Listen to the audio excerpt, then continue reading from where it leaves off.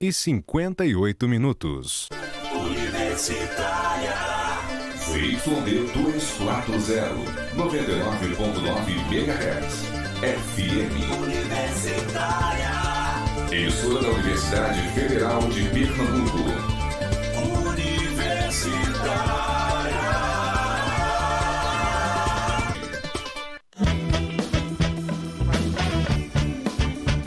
Universitária FM, Agenda Cultural.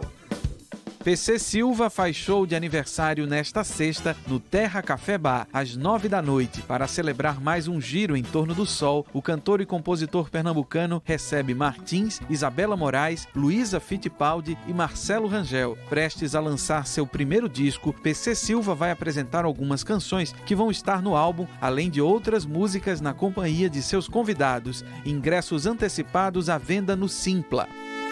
Neste sábado, no Keith Coffee Green, na Ladeira da Misericórdia, em Olinda, vai rolar forró queimando em brasa, a partir das 3 da tarde, com participação de Forró do Meio Fio e DJ Marco da Lata. Ingressos antecipados no Simpla. Universitária FM, Agenda Cultural.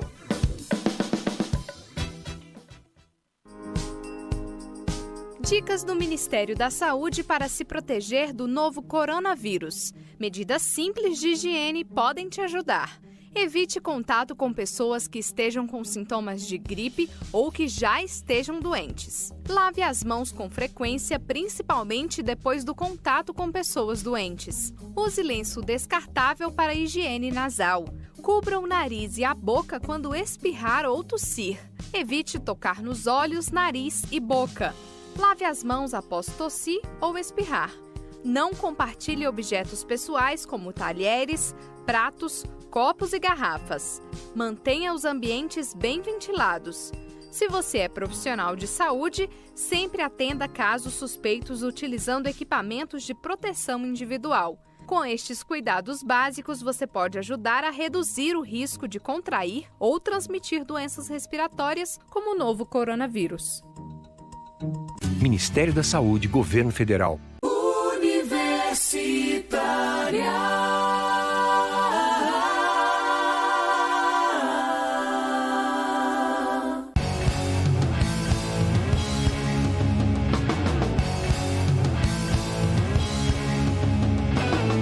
Programa Fora da Curva, jornalismo, crítica e diversidade. Bom dia para você que nos acompanha aqui pela 99.9 Rádio Universitária FM, também pela 820 AM Rádio Universitária Paulo Freire. São 11 horas desta manhã de sexta-feira, 13 de março de 2020. Está começando agora ao vivo o Fora da Curva, o seu programa que fala o que a maioria cala. Eu sou Adriana Santana, professora do Departamento de Comunicação da Universidade Federal de Pernambuco. O Fora da Curva também está sendo transmitido por streaming, né, pela internet, direto dos estúdios Transmídia aqui da Universitária FM, no facebook.com/programa Fora da Curva. Você pode entrar nas nossas redes sociais, participar do programa de hoje com as perguntas, questionamentos, dúvidas, enfim, seus comentários. Fiquem à vontade para conversar aqui com a gente. E hoje a gente vai perguntar o que é que as ruas dizem do Brasil. São tempos estranhos esses, né, os que a gente tem vivido no mundo agora, e especialmente no Brasil. Os últimos acontecimentos no país, alta do dólar, bolsa de valores em queda acentuada, o veto do presidente Jair Bolsonaro a vários pontos, né, a 10 pontos da lei de diretrizes orçamentárias, a LDO, que é a legislação que orienta quem tem a palavra final sobre os recursos públicos, né, se o presidente ou se o Congresso e o Senado. Também os ataques cada vez mais pesados do governo contra a imprensa e a pandemia do coronavírus, né, são um grande teste que já está mostrando como o presidente lida ou não lida, né, com as crises. Até agora, o presidente Jair Bolsonaro parece ter duas estratégias: minimizar os acontecimentos ou então colocar a responsabilidade desses maus desempenhos para outras pessoas ou outros órgãos, né? A economia, por exemplo, é responsabilizada sempre a Paulo Guedes. O atraso, entre aspas, nas reformas tributária e administrativa, que ele mesmo ainda não enviou ao Congresso, né? É colocado como culpa dos parlamentares. E até o coronavírus, né? Segundo ele declarou nos Estados Unidos esta semana, seria, entre aspas, uma invenção da grande imprensa mundial. Nesse cenário tumultuado, né, as manifestações que o presidente fez questão de convocar contra o Congresso Nacional, contra o STF, provavelmente não vão sequer acontecer ou serão extremamente esvaziadas, né? Até por conta das restrições que o próprio governo agora decidiu tomar finalmente em função do risco do contágio do Covid-19 e também por conta, claro, do acordo travado com o Congresso que devolve os 30,8 bilhões de reais do orçamento para controle do Executivo. Dessa forma, a própria razão de ser das tais manifestações marcadas para o dia 15, né, este domingo, perdem, em certo sentido, o próprio sentido, né? No entanto, militantes de extrema-direita, apoiadores do presidente, o chamado núcleo duro, ignoram recomendação do próprio governo, recomendação da Organização Mundial de Saúde e dizem nas redes sociais que vão para a rua de todo jeito no domingo. Resta saber se não é a estratégia do próprio Bolsonaro incentivar sua base a continuar com os protestos, mantendo esse clima de instabilidade e animosidade da população contra o parlamento e contra o STF. E também, em função do vírus, não se sabe ainda o destino das manifestações contra o governo, né, marcadas agora para o dia 18, quarta-feira da próxima semana. Embora as centrais sindicais e a própria União Nacional dos Estudantes, a UNE, continuem anunciando o movimento, também estão chamando a atenção aos cuidados contra o contágio. Então, a gente ainda está em cenário de incerteza quanto às manifestações desta semana aí que se inicia. Para a gente conversar e analisar o mal-estar dessas ruas, silenciosas ou não, né? Silenciosas ou ruidosas ou não, o que é que as ruas estão dizendo da nossa situação política, da nossa situação econômica. O Fora da Curva está recebendo hoje no estúdio duas convidadas especialíssimas. Muito obrigada pela presença de vocês. Está aqui conosco a professora Luciana Grassano, da Faculdade de Direito Recife, também integra a Associação Brasileira de Juristas pela Democracia. Muito bom dia, Luciana, bem-vinda. Bom dia, Adriana. Obrigada. Bom dia a todos. Bom dia, Luísa. Também conosco a pesquisadora Betânia Ávila, do SOS Corpo, pesquisadora do Instituto Feminista pela Democracia. Muito bom dia novamente. Bem-vindas de novo ao Fora da Curva. Bem-vinda, Betânia, de volta. Obrigada, Adriana. Bom dia para você, bom dia para todos e todas. E é um prazer estar aqui nesse debate importante com vocês. Prazer é nosso. Gente, é tanta coisa acontecendo. A gente estava comentando isso antes de começar o programa, né? Tanto fato, tanto acontecimento. A gente nessa situação meio de suspensão, né, por conta principalmente da pandemia, né, já anunciada aí pela OMS essa semana, pandemia do coronavírus, e o Brasil nessa situação dramática, a gente pode dizer assim, né? Então eu queria que a gente começasse conversando com o ouvinte, né, dando um contexto de que situação política e econômica a gente se meteu aqui no Brasil, né? Para além da epidemia, que já agrava a situação, o que é que a gente está vivendo? Quebra de braço do governo com o Congresso, embora amainada aí agora com esse acordo, né? A gente está vivendo o quê? Como é que a gente pode, Betânia e Luciana, resumir, se é que é possível, esse momento no Brasil? O que é que a gente pode dizer? Fique à vontade. É uma pergunta difícil de $1 milhão, mas vamos conversar. É uma pergunta muito difícil. Eu estou vendo com muita aflição, estou vivendo com muita aflição esse momento, Adriana, porque o inimigo agora é outro, né? Então, assim, aquele inimigo comum que era a esquerda, o PT, o comunismo, ele arrefeceu um pouco. Sim. A gente agora está vendo um inimigo que é um inimigo que tem um poder, na verdade, de desequilibrar as estruturas da nossa democracia muito mais forte, né? Então, assim, está evidente aí uma chamada do presidente da República contra as instituições da nossa República. Né? Isso contra ficou evidente democracia, né? Contra a democracia. Então, ficou evidente na fala dele do WhatsApp, na fala dele em Roraima, que, na verdade, o inimigo, o eles contra nós, na verdade, mudou de cara. Né? Então, hoje nós temos um eles, na verdade, que é quem? Que é o Supremo Tribunal Federal, que, bem ou mal, você critique ou não, é uma importante instituição que deve, na verdade, ser criticada para ser melhorada, mas não para ser acabada, extinta. Né? Então, as pessoas têm que compreender isso. E também o Congresso Nacional, o nosso parlamento, né, que dentro de um contexto de tanta exaltação que ele sempre teve ao AI-5, à época da tortura, da ditadura, também é extremamente preocupante se eleger, na verdade, esse parlamento como o inimigo da vez, como o grande inimigo da vez. Então, ele aparece, como você colocou muito bem, como grande messiânico, né? Eu sou o único que luta contra a corrupção. Eu recebi no meu gabinete pessoas colocando a faca no meu pescoço, ele não nomeia essas pessoas, então, assim, são sempre os outros, e tudo que é relevante é pequeno. Então, assim, exato. a gente até conversava antes, é a figura do menino buchudo, né, que não assume responsabilidades pelo seu comportamento, sendo que na cadeira da presidência da República. Então, realmente é bastante inquietante, né, ainda mais num contexto de tanta desestabilização no mundo, né, por conta do coronavírus, que tem uma repercussão grandíssima, extraordinária, e que chegou com força aqui no Brasil e ontem no nosso estado, né? Em 2 casos, então, né? 2 casos, Então, assim, realmente é uma situação preocupante, desalentadora e que exige, na verdade, tomada de posição política. E é essa tomada de posição política que a gente não percebe que exista, né? Nem nas ruas, nem no governo. Sim. Bom, seguindo aí nesse raciocínio, eu queria só, primeiro, dar um contexto assim mais genérico, no sentido de que eu acho que nós estamos vivendo um momento, o neoliberalismo como expressão dessa etapa histórica do capitalismo, onde democracia e o processo de acumulação capitalista estão se tornando cada dia mais incompatíveis, mesmo a democracia na sua forma mais simples e elementar da democracia liberal representativa, que sempre foi uma formalidade, né? Mas que agora todo esse processo de dominação econômica do neoliberalismo centrado numa superexploração do trabalho e no desapossamento, ele vai como que corroendo por dentro as instituições democráticas na sua fragilidade mesmo. Quer dizer, é como se tornasse uma formalidade oca.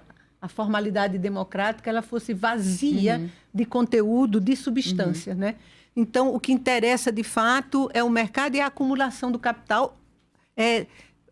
O resto não importa. Quer dizer, é uma coisa como... Volta aquela velha ideia do liberalismo, aquela discussão do século XIX, quer dizer, o mundo é dos aptos, tá certo? E a gente está vendo isso, porque a proposta... Que tem mérito, né? Que tem mérito e que tem capacidade de sobreviver. E quem tem capacidade de sobreviver é quem domina os meios de produção, as elites.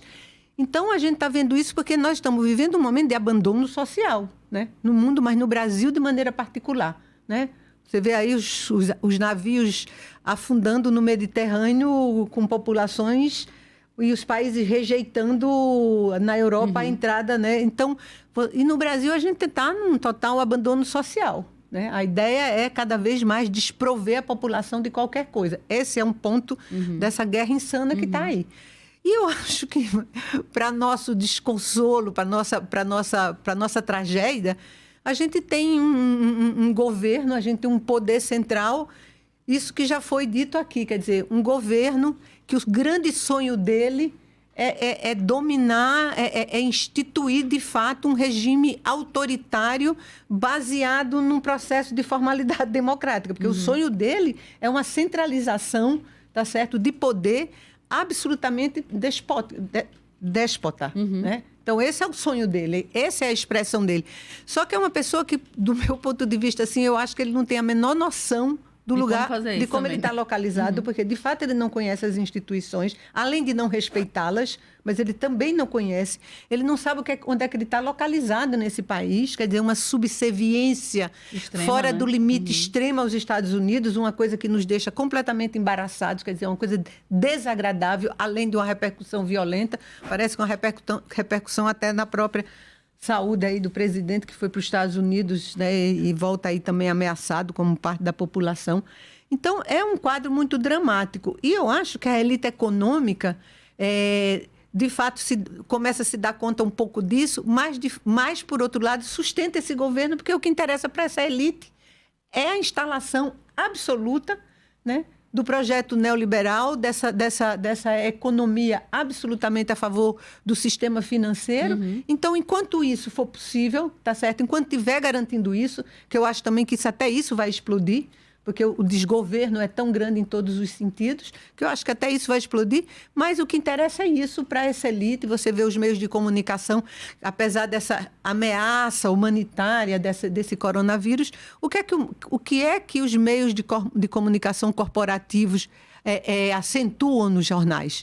Nas televisões e nos jornais impressos e tudo. É o mercado, a repercussão sobre o mercado, o nervosismo do mercado. Quer dizer, ontem eu li um artigo do Zizek que ele diz que o capitalismo está com uma dimensão profundamente animista, né? No sentido de que as dimensões sociais, financeiras e políticas são tratadas como seres vivos. Quer dizer, o mercado é uma entidade que parece que tem uma vida própria. Né? Você fala do nervosismo, você fala que ele vai decidir. O mercado está preocupado. O mercado está preocupado. Vamos ver a reação do mercado. É uma espécie de um ser vivo feroz. Tá certo? E que tudo pode, e que de fato tudo pode, né? Porque por detrás desse mercado estão os interesses das grandes corporações, do sistema financeiro, tá certo? E é essa fera, tá certo? Então, eu acho que enquanto for possível manter a acentuação e o aprofundamento deste modelo no Brasil, enquanto esse governo for útil a isso, esse vai ser...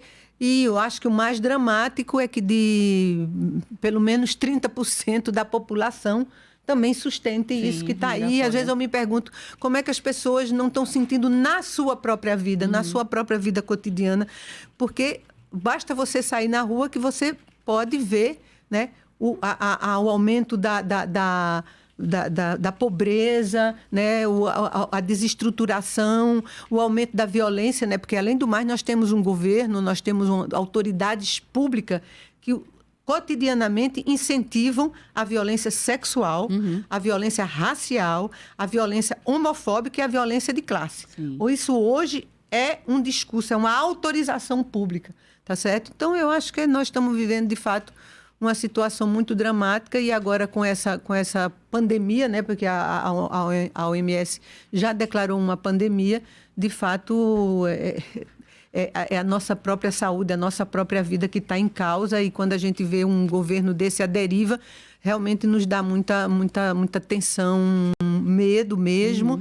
E eu acho que só queria terminar dizendo que a gente, nessa hora, também vê a super importância absolutamente estratégica que é da sustentação dos sistemas públicos de saúde. Quer dizer, de um Estado, de fato, que esteja minimamente comprometido, ou melhor, maximamente comprometido com o bem-estar da população, educação, saúde, né? Porque esse Estado não se retirou. Esse Estado se retirou do social.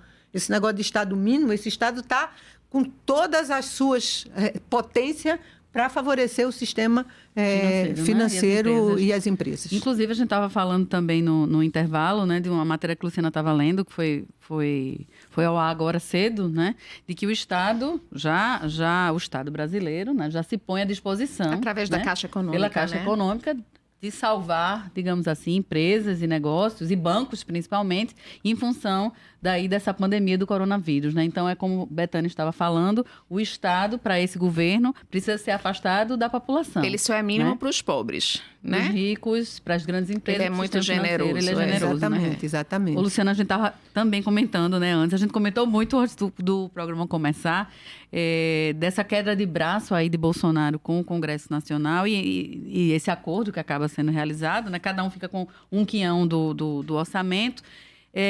E uma vitória, né, da oposição, que foi vetar o veto do presidente Jair Bolsonaro ao BPC, né?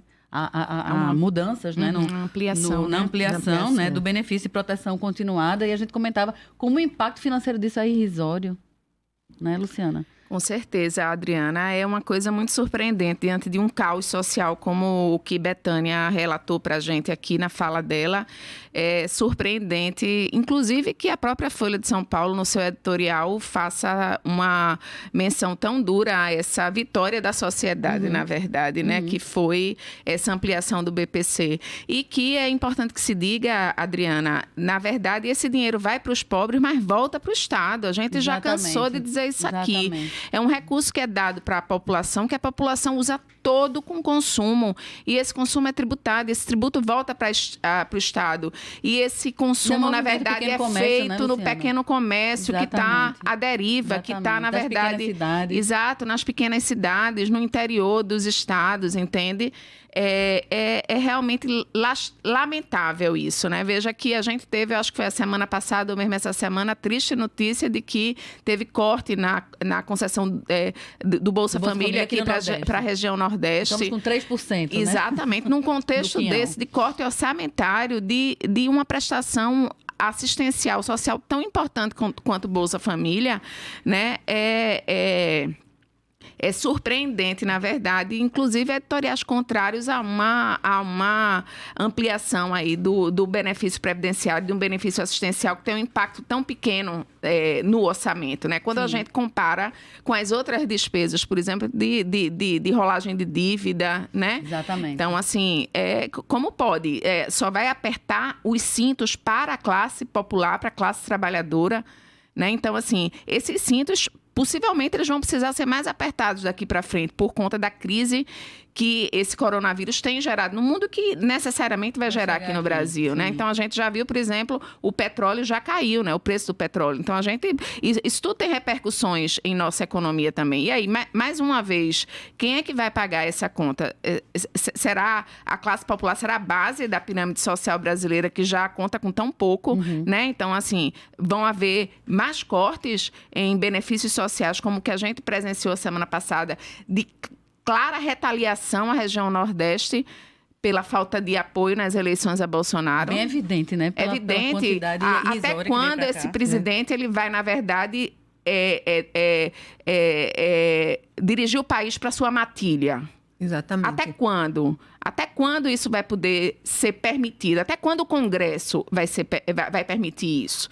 Né? Então, assim, para mim, essa foi uma sinalização boa, positiva. Diante de tanta notícia ruim, a gente não consegue dizer que ficou alegre, feliz, né? Porque há muito tempo que eu não sei, não conheço esses sentimentos.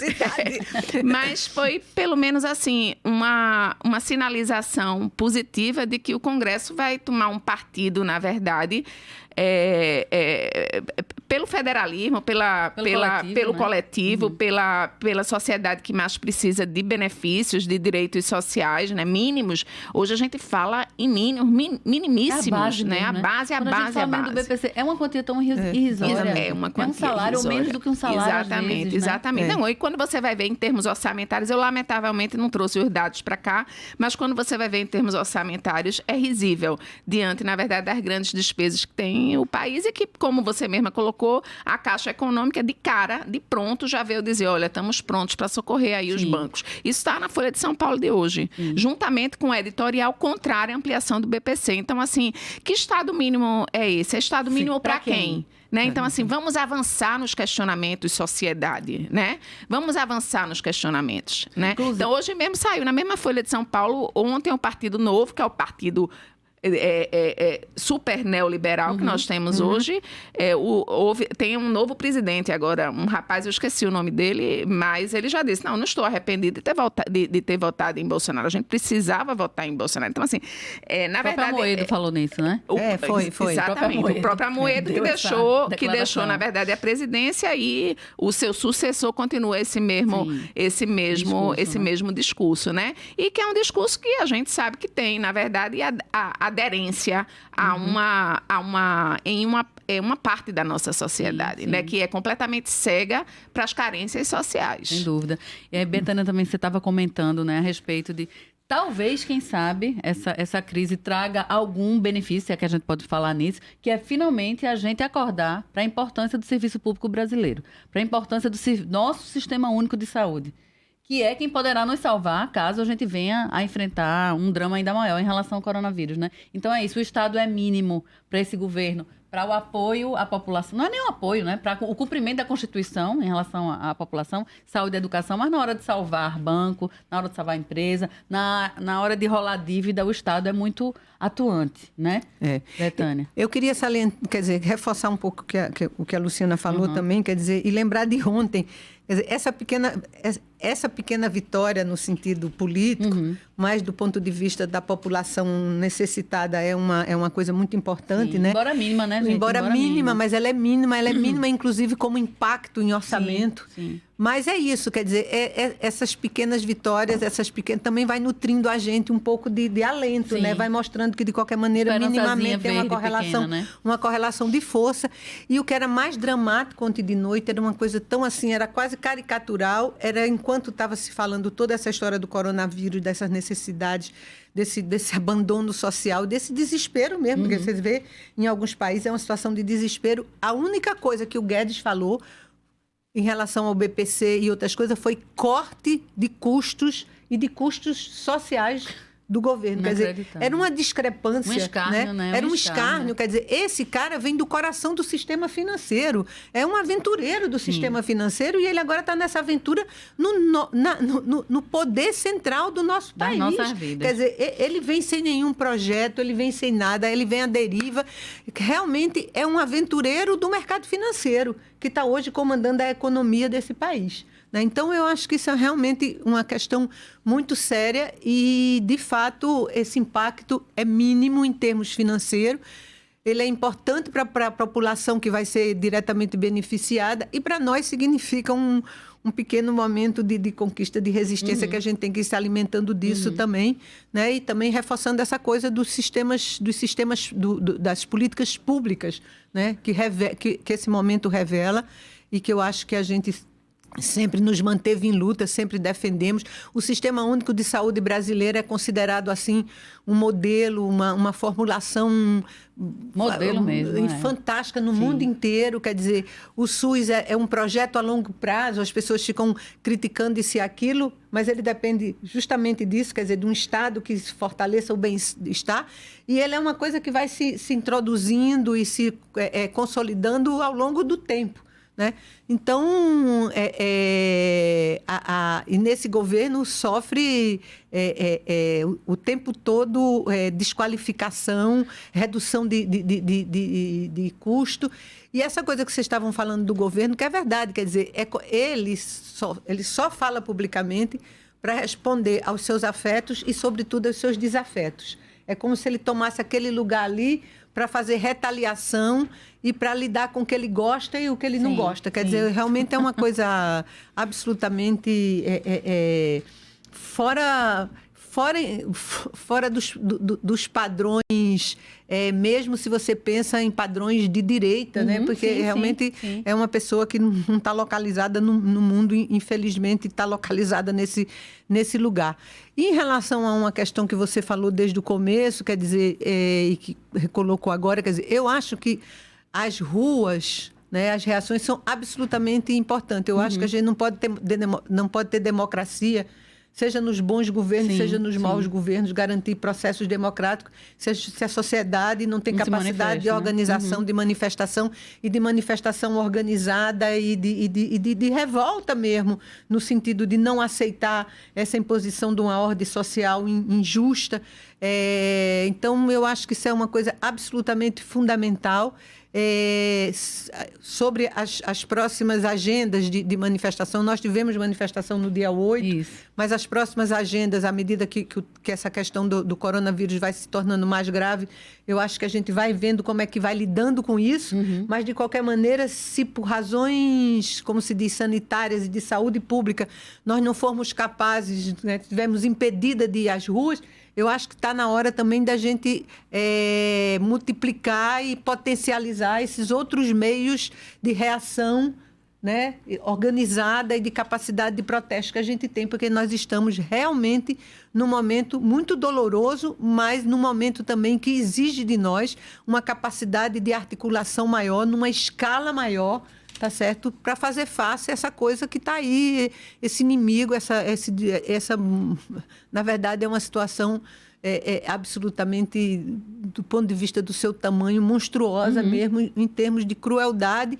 e de repercussão que pode ter no destroçamento, né, desse país que a gente vive. Gente, antes da gente entrar, daqui a pouco a gente entra no intervalo, mas a gente também estava comentando a respeito dessa manifestação aí do dia 15, né, que o próprio presidente chamou. Chamou e depois desconvocou. E depois agora disse que não chamou e agora está desconvocando. Vamos esperar 1 mês, 2 meses. E vamos tem adiar, né? Vamos adiar em função do corona agora. E tem um grupo que diz... acho que também não estava muito certo do sucesso. É isso que eu queria perguntar a vocês, assim. Tem um grupo, né, que ainda diz que vai, um grupo, me permitam a expressão, de ensandecidos, né, de pessoas que dizem que vão esquecer a normatização aí da OMS e a ordem, entre aspas, do próprio governo e vão para a rua dia 15 pelo Brasil. O que é essa manifestação na cabeça de vocês, minha gente? Fanatismo, como é que a gente pode interpretar? São fanáticos, né? Não tem nenhuma irracionalidade. Essa daí que você tá... Eu acho que não vai acontecer, não, Adriana. Não, né? Eu tenho a impressão que isso é só, na verdade... Bravata mesmo, né? Bravata. Acho muito difícil que nesse contexto agora, né, haja esse estímulo. Acho que os próprios líderes de movimento já voltaram atrás, né? Então, na verdade, não tem uma liderança. São pessoas isoladas, difuso, né? Que, na verdade, vão iriam dar apoio ao presidente. É um apoio incondicional, uma cegueira que é própria, na verdade, das pessoas que têm fanatismo, né? Eu acho também, eu concordo plenamente. Acho que é uma coisa fanática, uma coisa sem nenhum sentido assim político, não sabe exatamente o que estão apoiando, são fanáticos, elegeram aí essa coisa aí, esse homem como representação aí de alguma coisa que a gente não sabe exatamente o que é.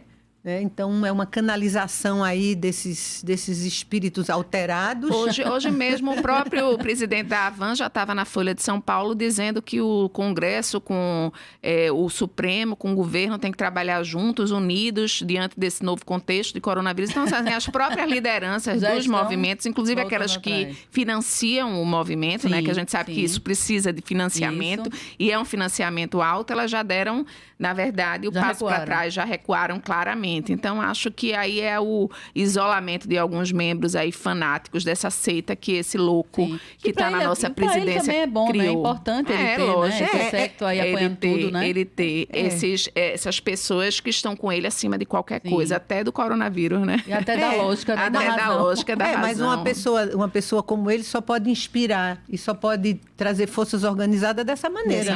Através do fanatismo e da falta de sentido político das coisas. Eu também queria salientar que é a relação da maioria desses grupos com a questão religiosa, com o fanatismo religioso, que também hoje, né, dos evangélicos, não todos, evidentemente, mas uma grande parte, que é diretamente vinculado a isso, tá certo? E que é uma base de apoio cotidiano, né, através das suas pregações, a esse... E suas perseguições também. As suas perseguições, né? Que eu também queria ressaltar, que é terrível isso, quer dizer, são bravatas, são fanáticos. O problema é que isso também, na vida cotidiana, isso tem um efeito muito violento. Muito grande. Muito violento sobre as mulheres, tá certo? Porque é uma violência cotidiana, uma violência sexual, a justificação dessa violência sexual, o incentivo dela, uma luta cotidiana para desqualificar e eliminar os direitos que garantem a cidadania das mulheres contra a violência, os direitos reprodutivos, tá certo? O incentivo a essa submissão impedimento absurda, histórico, né? Que agora se acirra contra a legalização do aborto.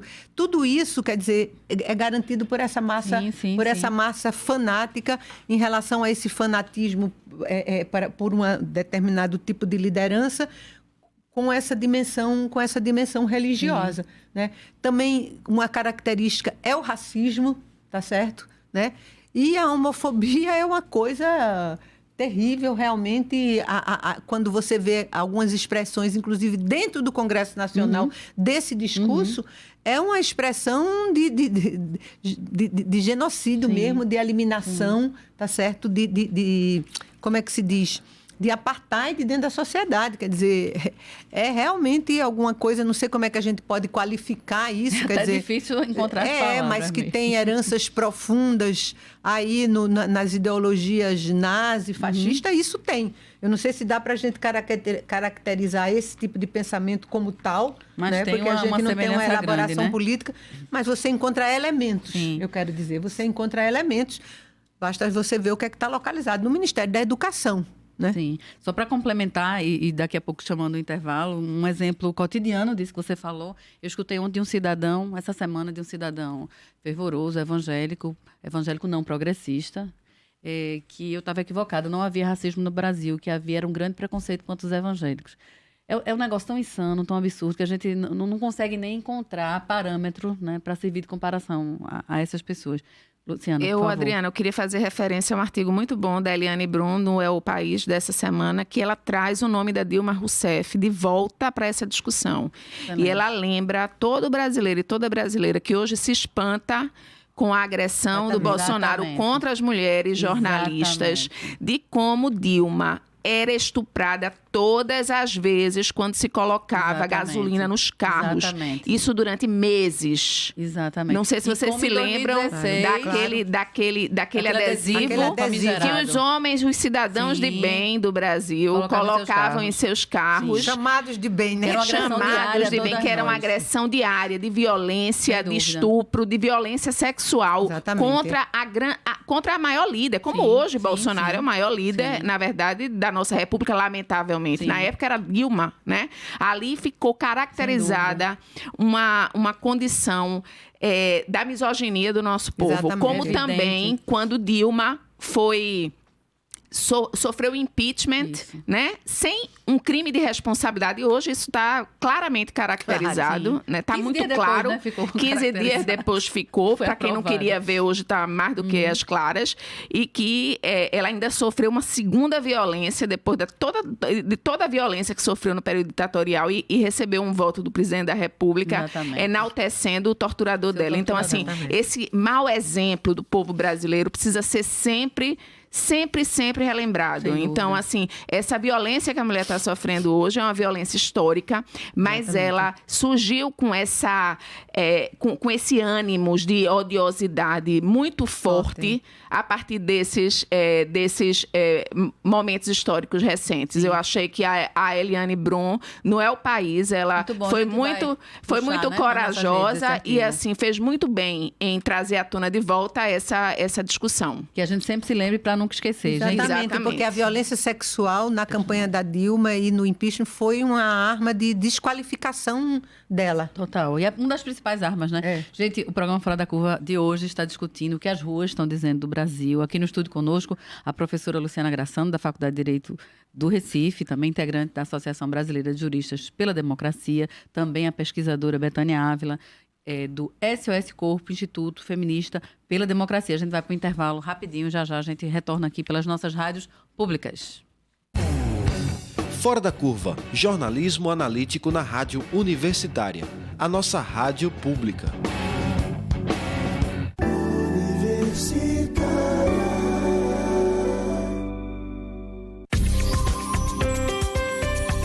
De segunda a sexta, às 8 da manhã, aqui na 99.9, atualidades mundiais e cultura, no programa brasileiro da Rádio França Internacional, em sintonia com os últimos acontecimentos mundiais.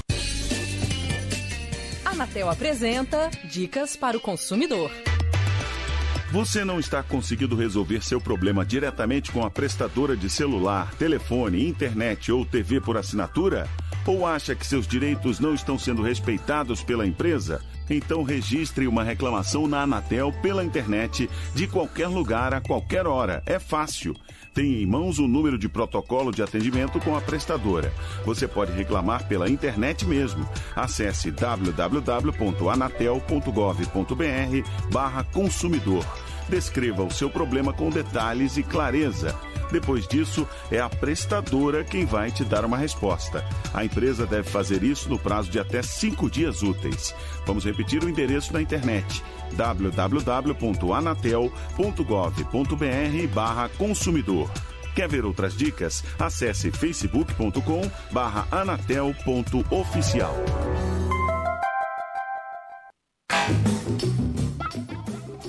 Todo sábado às 19 horas. Programa Na Agulha, com Marco Delata e Rodrigo Pires. Trazendo o chiado do vinil, em pérolas garimpadas, diretamente na discoteca da Rádio Universitária, 99.9 FM. Embarque nesse trem azul, e curta essa paisagem insonora.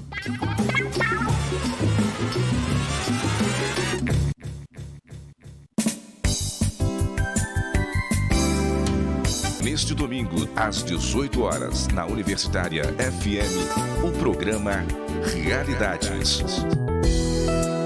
O cotidiano à luz do saber, um programa de debate sobre temas polêmicos da atualidade. Apresentação: professor Marcelo Berizoli. Realidades, domingo, às 18 horas.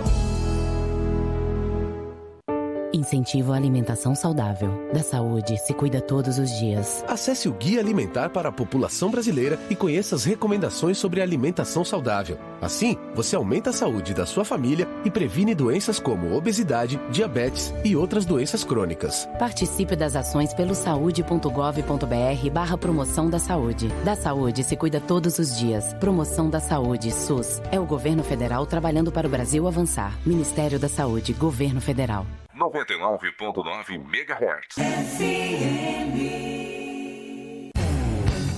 Programa Fora da Curva. Informação a serviço da maioria. O programa Fora da Curva está de volta ao vivo aqui pela Universitária FM 99.9, também pela nossa queridíssima Rádio Universitária Paulo Freire, 820 AM. A gente hoje discute nosso contexto, né, brasileiro, mundial. A gente está perguntando o que é que as ruas podem dizer do nosso país. E conosco aqui no estúdio, Betânia Ávila, pesquisadora do SOS Corpo, parceiro aqui do programa Fora da Curva, do Instituto Feminista pela Democracia também, nossa convidada de hoje, professora Luciana Grassano, da Faculdade de Direito do Recife, né, da UFPE, e que integra também a Associação Brasileira de Juristas pela Democracia. Você pode participar, como já está participando do programa de hoje, nas nossas redes sociais. Estamos ao vivo também pelo facebook.com/programa Fora da Curva. Eu queria chamar a nossa querida Carol Torpe, nossa estudante de jornalismo da UFPE, para dar um giro aí das notícias que a gente não pode deixar de falar, né, sobre o que está acontecendo em relação ao corona e também os questionamentos aí dos nossos ouvintes pelo Facebook. Diga aí, Carol, bom dia. Agora cedo. Detectado positivo para o Covid-19. Eu também o conheci. Essa confirmação, Carol, está apenas em um jornal, tem vários jornais, a gente... Por algumas agências e atestou, deu positivo. E ainda não se encontra em muitos canais, mas a notícia vem se espalhar. Tem aí o jornal O Dia também do Rio de Janeiro. A gente vai aguardar um pouquinho, né, para falar sobre isso, para ver se realmente, né, Carol, houve a confirmação. Exato, a contraprova ainda não foi, né, realizada. Ainda não foi para o resultado. As redes estão aí em polvorosa, discutindo se é ou não verdade, né? A internet não para de comentar sobre a possível ou não, né? Estão pedindo, tá chegando informação da produção aí sobre isso. Diga aí, Rodrigo. Está confirmado. Tem os jornais do exterior, como o jornal The Guardian, né, que é da Inglaterra, está replicando a notícia do jornal O Dia. Então, outros jornais brasileiros ainda não confirmaram. A gente vai aguardar aí, mas a gente está informando a vocês, ouvintes, que a internet discute o assunto agora de uma possível, né, infecção do presidente Jair Bolsonaro com o coronavírus, provavelmente caso confirmado, em função da ida dele, né, aos Estados Unidos. O próprio secretário de Comunicação da Presidência da República já confirmadíssimo, né, com infecção com o corona. Diga aí, Carol. Exato. Além disso, nas nossas redes, temos uma dúvida da ouvinte Manina Aguiar, em que ela coloca que o Conselho Nacional de Saúde colocou uma nota pública para a revogação da PEC 95 de 2016. Então, ela questiona: a rua seria agora o espaço para se somar a esta causa? Eu já ia responder, mas vou deixar o espaço aqui às minhas convidadas. A gente estava falando sobre isso. Inclusive, é importante lembrar aos nossos ouvintes que o próprio ministro da Saúde, que hoje, agora, né, de maneira correta, se mostra preocupadíssimo, né, com a questão do coronavírus. Há pouco, né, assim que esse governo assumiu, ele indicou a necessidade do fim do Sistema Único de Saúde, o fim do SUS. O SUS agora tão necessário. Finalmente as pessoas estão começando a acordar, né, para a necessidade do Sistema Único de Saúde. Não é isso, Betânia? Então, eu acho que é necessário mesmo as ruas, mas eu queria também salientar que as ruas sempre foram um espaço, as ruas no sentido da defesa da democracia e da defesa da cidadania e dos direitos sociais, sempre foi o espaço organizado de defesa do SUS. Aliás, o SUS vem, inclusive, como consequência das propostas de movimentos sociais, como o movimento sanitarista, o movimento feminista, movimento de trabalhadores. Quer dizer, ele é, inclusive, o resultado de uma defesa de um estado de bem-estar social e de lutas sociais e, evidentemente, de profissionais da área de saúde e de outras áreas sensíveis e defensores dessa causa. Quer dizer, a conferência de 1986, um marco super importante no processo de democratização, foi a Conferência de Saúde de 1986, né, que foi a conferência, inclusive, que instituiu o início do Sistema Único de Saúde.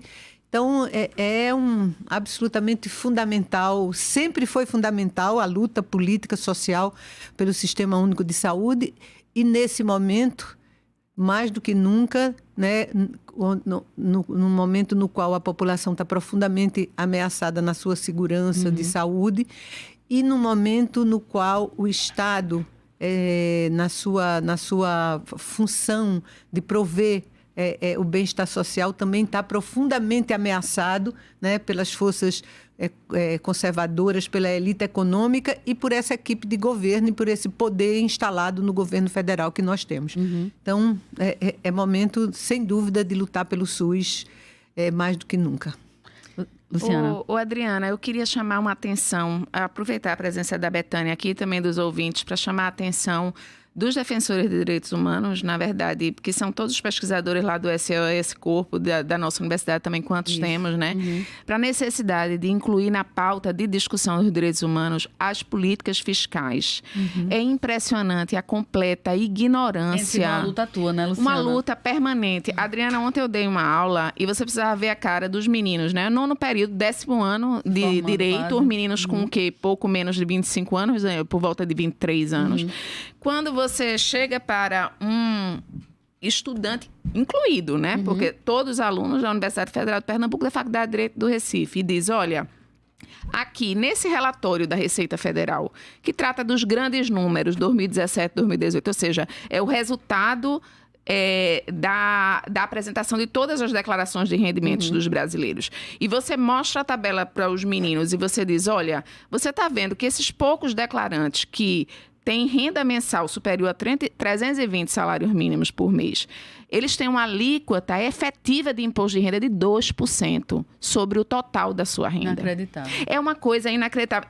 É tão inacreditável que você precisa mostrar, né? Se eu disser apenas, não é... O impacto é menor. Não é suficiente. Mas, assim, a gente tem vários relatórios que mostram isso, né? Então, assim, essa disparidade no que diz respeito à desigualdade no financiamento do Estado brasileiro. Então, a gente tem uma tributação da renda extremamente regressiva, apesar de ter umas poucas alíquotas progressivas, mas a gente sabe como é tão regressiva ao ponto de aquelas poucas pessoas que declaram renda superior, ou seja, os extremamente ricos, superior a 300... do iceberg, né? A pontinha do iceberg tem uma alíquota efetiva sobre toda a sua renda. 2%.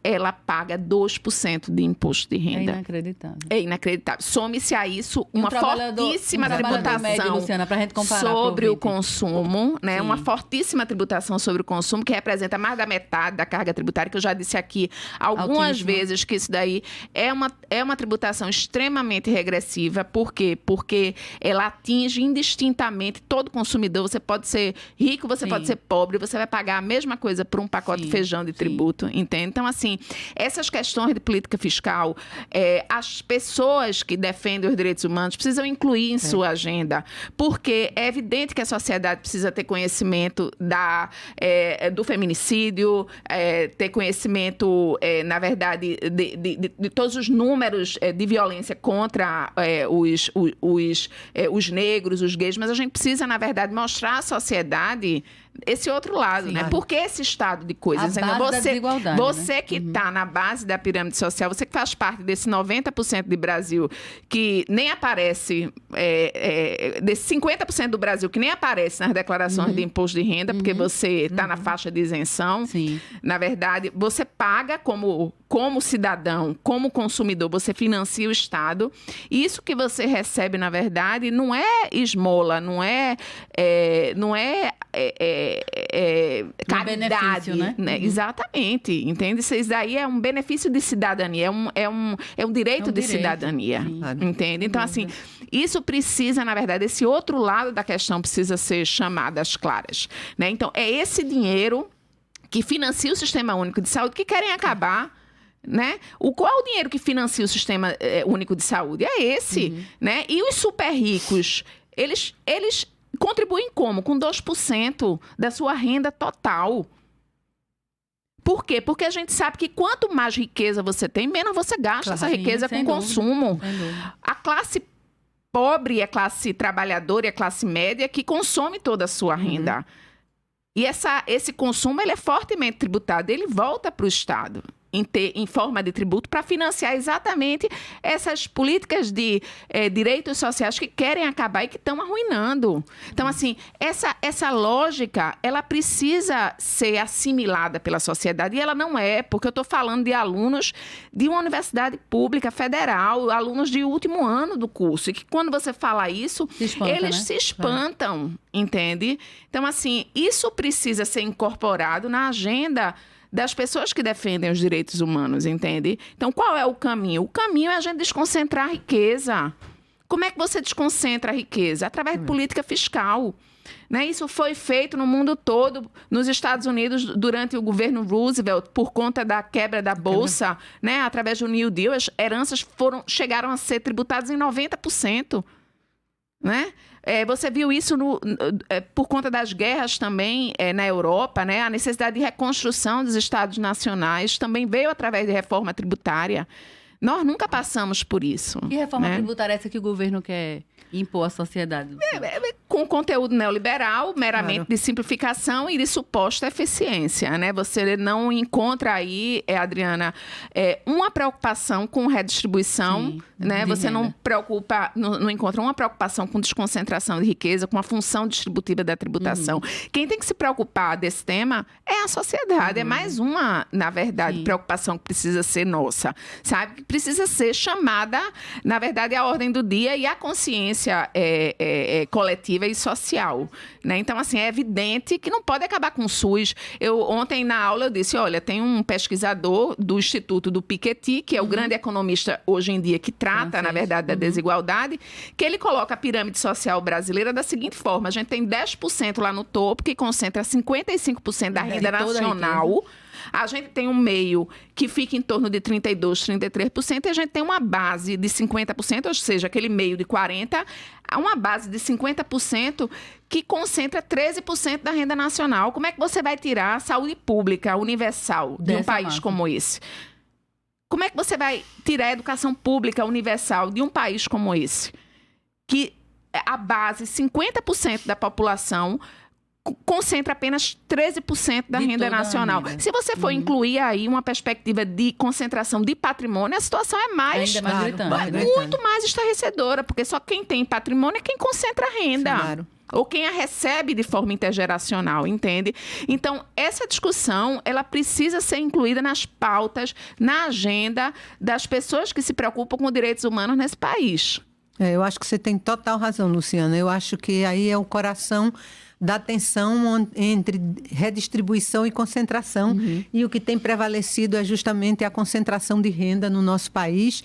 E eu acho que vem crescendo cada vez mais. E eu acho que você tem razão também nessa falta de politização geral desse problema.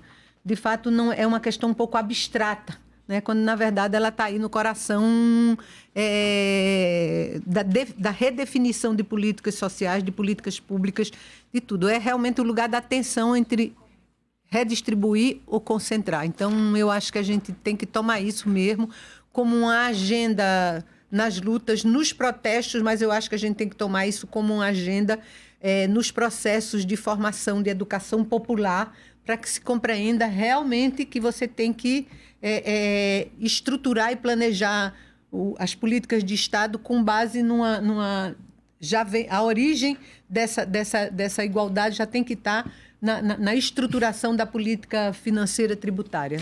O que eu vejo é que há um afastamento muito grande dos nossos alunos em relação aos dados de realidade, entende? Então, assim, eles, na verdade, conhecem as teorias. Então, se você chega e pergunta o que é um Estado liberal, eles vão dizer que é um Estado mínimo, mas eles não vão ser capazes, na verdade, de fazer a análise crítica e entender que esse Estado mínimo aí só é mínimo para os direitos sociais. Claro. Ele é um Estado, na verdade, muito consolidado, forte e presente para resolver os problemas da grande elite econômica. Então, essa análise crítica, na verdade, falta aos alunos e falta, acima de tudo, à sociedade como um todo. Exatamente. Né? Acordar para essa questão. Exatamente. Né? Essa questão é extremamente importante. E a política fiscal, tanto de receita quanto de despesa, precisa estar na ordem do dia das discussões e da agenda dos movimentos de direitos humanos nesse país. Vocês estão com um grupo de estudo e pesquisa brasileiro, né, para levar essas questões nós temos o nosso grupo de pesquisa na Universidade Federal de Pernambuco. Nós fazemos essa discussão há 5 anos. Eu levo há 5 anos essa discussão para a sala de aula.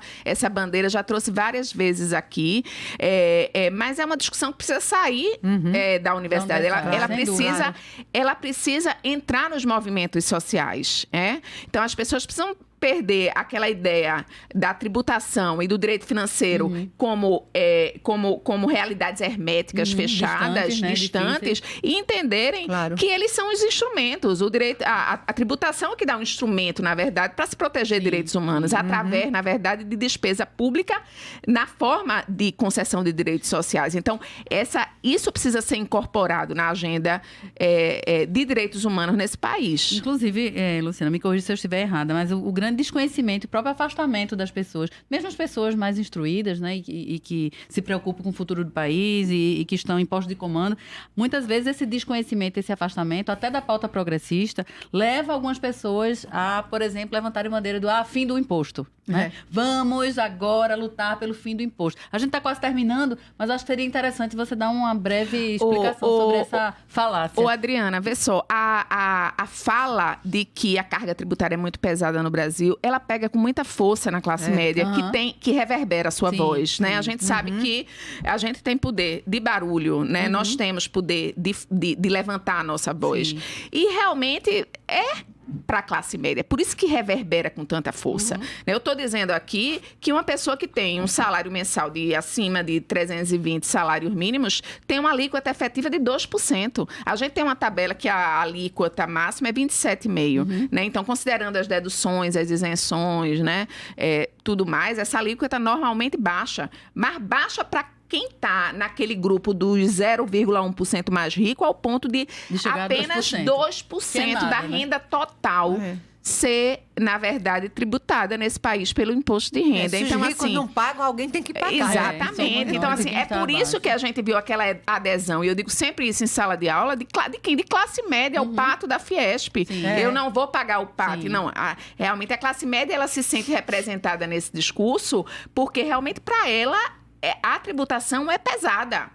Mas ela tem que ir além dessa constatação e perguntar. Por quê, O problema acontece com todos os brasileiros. Essa carga tributária ela é distribuída igualmente para todos os brasileiros. Por que está tão pesada para mim? Ela está pesada igualmente para todos. E hoje, ainda bem que nós ainda temos mecanismos de responder essas perguntas através de dados viáveis, né? Dados, na verdade, de pesquisa. Como nós temos, através do IBGE, a pesquisa de orçamento familiar, as pesquisas que são efetivadas pela Receita Federal através das declarações que hoje, já há muitos anos são online. Imagina antigamente que a gente não tinha nem essas respostas. Só complementando aqui uma informação de que eu me lembrei. Além dessa vitória, digamos assim, né? Desse respiro breve que a gente teve agora com o Congresso conseguindo barrar o veto, né, do Bolsonaro, a ampliação do BPC, também a oposição conseguiu barrar o veto de Bolsonaro em relação ao recurso para o IBGE e para a Embrapa. Então, foram 2 vitórias para a pesquisa brasileira também. Desculpa a interrupção, só que você falou do IBGE. Importantíssimo, importantíssimo. Como é que a gente vai, né? Como é que um país pode saber o que está acontecendo conosco? Hoje a gente entra no site da Receita Federal e a gente tem acesso lá a dados que no passado a gente não tinha. Né? Então, assim, a gente tem acesso a essas informações. O que eu estou dizendo aqui, em relação a essa alíquota efetiva, eu tirei dos grandes números, 2017, 2018, está lá publicado fato, né? na Receita Federal, entende? Então, todas as questões relacionadas à carga tributária brasileira, a gente tem pesquisas, tem análises que são feitas por servidores do Estado. Então, a gente tem que alertar a sociedade que são esses servidores que estão cuidando dos interesses dela. Exatamente. Né? E não que são parasitas como o grande inimigo, como coloca o Guedes, né? O Paulo Guedes. Então, essa é uma narrativa nossa que nós precisamos ganhar na sociedade. Gente, estamos quase finalizando. Eu queria dar esse último minutinho para vocês falarem aí, darem um recado para os nossos ouvintes. Temos esperança? Olha, lutemos para que a esperança temos que ter, né? Porque a esperança, na verdade, é uma esperança realista, né?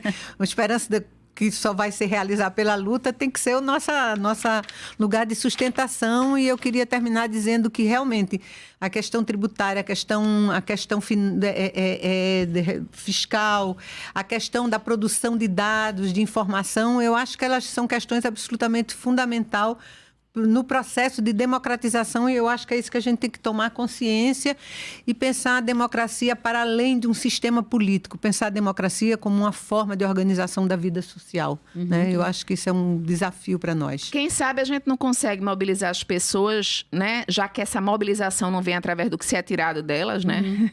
Porque talvez a classe média não sinta tanto quando se tira do SUS, por exemplo, quando se tira do BPC, mas veja como ela sentiu quando se gerou, por exemplo, uma despesa maior para ela em relação ao emprego doméstico, né? Então, de repente, se a gente chama a atenção à alta do dólar, se a gente chama a atenção como ela está sendo tão severamente onerada em relação, na verdade, àqueles para quem elas olham, para quem a classe média olha, né, na verdade, que são aqueles que estão lá num topo da pirâmide ainda mais alto que o nosso, né? De repente a gente consegue que essas vozes aí, elas se associem. Sim, se né? somem, né? Se somem, né? Eu acho que a gente está num momento em que a gente tem que procurar somas, né? A gente já tem subtrações, divisões binais, e eu estou cada dia mais procurando pessoas que, apesar de não pensarem igual a mim, né? Que isso aí não vai acontecer, nem é desejável, mas que em relação a questões assim de humanidade, né, elas se associem e elas façam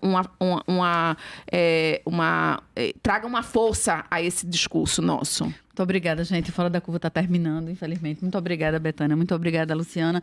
A gente está levantando aqui as informações. Realmente, até agora, como a gente falou antes, só o jornal O Dia, né, um colunista do jornal O Dia do Rio de Janeiro, confirma aí essa possibilidade de o presidente Jair Bolsonaro ter contraído o coronavírus nos Estados Unidos.